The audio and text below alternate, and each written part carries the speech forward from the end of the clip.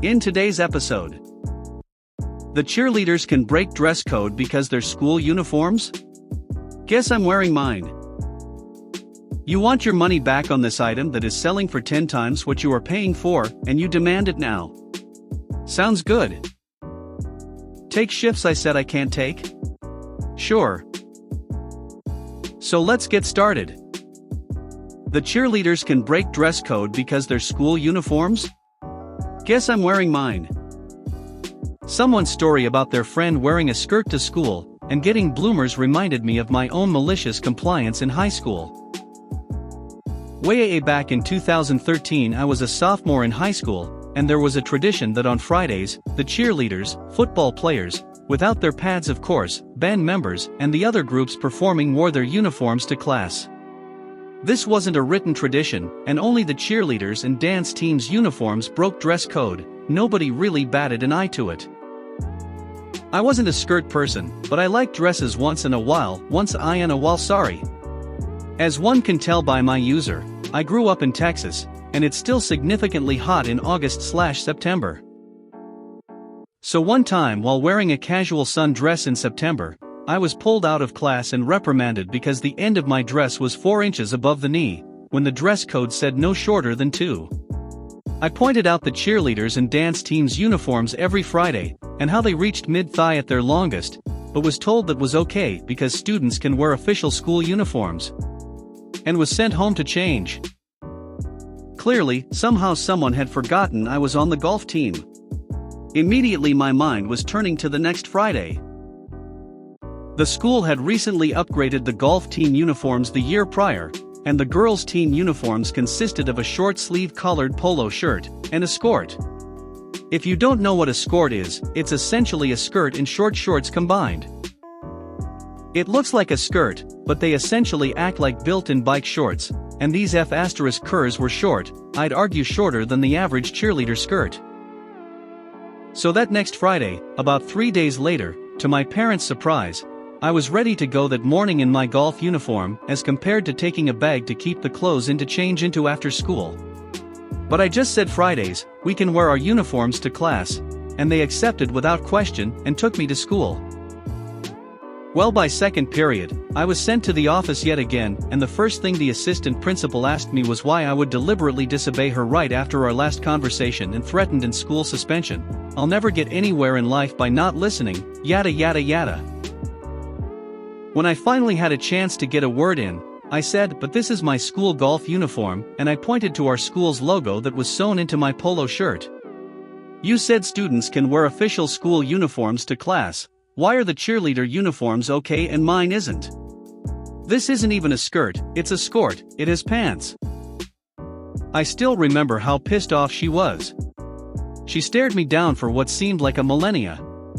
Then she snapped and told me to get out of her office and go sit in the lobby area. That I knew what she meant, and she would be calling my parents about this blatant disrespect. So I waited and played on my iPod and chatted with the nice secretary, trying to keep myself distracted, because in reality I had been really trying not to cry. I had massive anxiety when it came to authority, but I still had my naive sense of injustice, and I didn't just want to let this go. After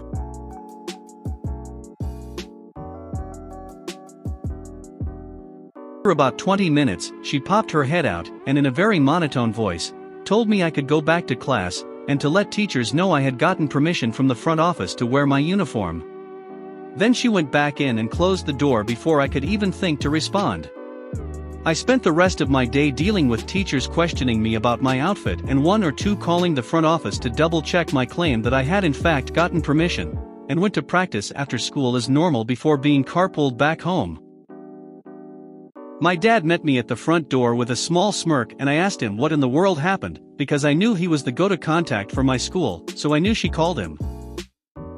He explained that when she called and tried to get him to come to the school and get me and talked about punishments for my insubordination, he immediately began to argue with her and admitted he raised his voice quite a bit, asking why I wasn't allowed to wear my sport uniform that the school provided to me as a dress requirement at my golf practice, and mentioned taking this all the way to the school board and resolving this obvious favoritism.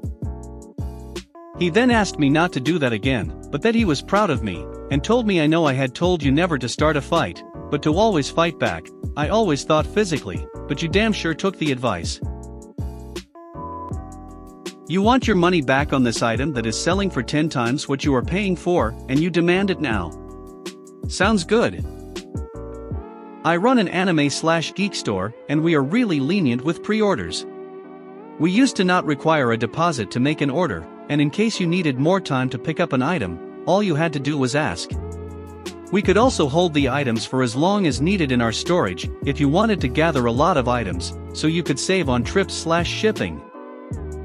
Back on February, Funko released a special edition vinyl pop of Naruto Hokage. This one in particular had a 1 in 6 chase variant that ended reaching up to a resale value of $130. But the way I do pre-orders is that, if you order 6 of the same piece, you are guaranteed a chase. But if you only order 1, you still get a 1 in 6 chance of getting the chase. I just mix them up in random boxes, and do a public stream raffle on social media, so everyone knows who won the chase, and I get good publicity that way. A client ordered just 1 and left $5 as deposit. The piece was $15. This particular client won the raffle, along several other clients, but he wasn't that interested in picking it up or paying for the rest of it. I sent him a message letting him know that he had won the special variant, and had a week to pay it or he will lose his pre-order. At first he was angry because he wanted the normal version, no this yellow thing, but we explained we could change it if he wanted, but that this one was far more valuable. He said he asked his son and his son wanted it anyway, but asked for more time to pay, so we gave him 1 more week. Then he asked for another week. And another. Then we had to close the store for a time for, 2020 reasons, and we told him we had to close, but we could still schedule an appointment to give him his item or wait until the worst passed. He never answered. Eventually we were able to reopen the store with regulations in place, and send him another message telling him we can save it for as long as needed in this strange times. He still didn't answer the messages, but at this point he arrived at the store and demanded for his money back, citing how we were on the middle of what was going on, fair, and he couldn't waste money on frivolous plastic, also fair. I asked him if he was sure, and even showed him the price the figure was selling for. At that point in time the chase figure was selling closer to $150, and he just had to pay retail price, so about $10 more for it. He said he was sure I had made up the numbers, that he had ordered the figure for his son, but he didn't deserve it, harsh, and just demanded his money back. I just said fine, I'll give you your money back. Also, I'll just put this figure out for sale. He just said whatever, just give me my money. I made a point to grab a post-it note, that I used to put prices to not damage the box, write in big black letters $90 bucks, last one, and put it on the glass window that leads to the street. I could see him turn his eyes while I did this. While my employee was giving him his $5 back and giving him a receipt, a young man knocked the door. I gave him some cleaning goo, checked his temperature, and let him in. He immediately asked to buy the Naruto chase figure. The angry man's eyes went wide open over his mask as I picked the pop and guided the young man to the desk, where he handed me the bills one by one. The angry man stood there shocked as the younger man was gushing about how hard to get that figure was and how he was getting it for half the price other places were asking, and in such perfect condition too. I couldn't have had a better reaction even if I paid him for it, lol. The young man completed his purchase and left as fast as he came. The angry man looked at me, almost as if accusing me of taking advantage of him. I just said, well, you got your money back, I'm happy you are happy, if you need anything else please let me know, and stay safe out there. The man just didn't have much else to say and left. Kind of a small and silly thing to feel good about, but 2020 hit us so hard that any unexpected profit was cause for celebration, so we celebrated that good sale with some instant ramen Naruto style. Take shifts I said I can't take? Sure. This is my first post here. I'm also fairly new to Reddit, but I'm watching YouTube videos about the sub that I feel like sharing this. I've read the guidelines and watched some videos, so hope this works. Background. Year was 2012 or 2013. I worked at a casino where majority of employees are unionized. Our shifts are changed every 3 months based on company needs. 7 years at a casino since high school, did some schooling here and there. They've let me grow and keep my employment. I pretty much feel like I owe the casino plenty, since if it weren't for this casual job, I wouldn't be where I would be now in terms of career and investments. Whole another story. I was also one of their few people who can deal various Omaha games and tournaments. I have enough seniority to work part-time, graveyards or mornings. Likewise, I also finished my schooling a year ago and secured a position that I wanted, in a company I wanted to grow and have a career with. Story. We were now required to pick our shifts for the next 3 months. I was previously a part-timer for weekends and nights. Gave them a heads up that I'm currently working a 9 to 5 at an office nearby and unable to work during the day shift Monday to Friday. When it was my turn to choose my shift, I was advised I have to choose a day shift during the day. Well, being livid and annoyed was the start of it. Practically told them I can't work those shifts, and will not be able to work those shifts, mentioning if I get those shifts, I will be calling in sick. Lo and behold, I was forced to take shifts I can't do. Well, I told HR that I can't work those shifts, and if I take them that I will be calling in sick. Know what HR said? If I don't take the shifts, I will no longer be working at the casino. I practically said okay __/ and HR lady was dumbfounded. Fast forward a month and the new shift starts. I call in sick every weekday from the stairwell for my day job.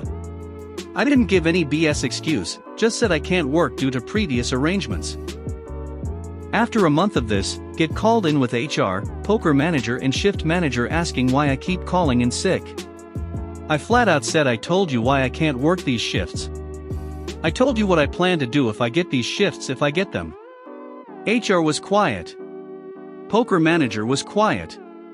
At this point, I felt like I'm the one doing them a favor.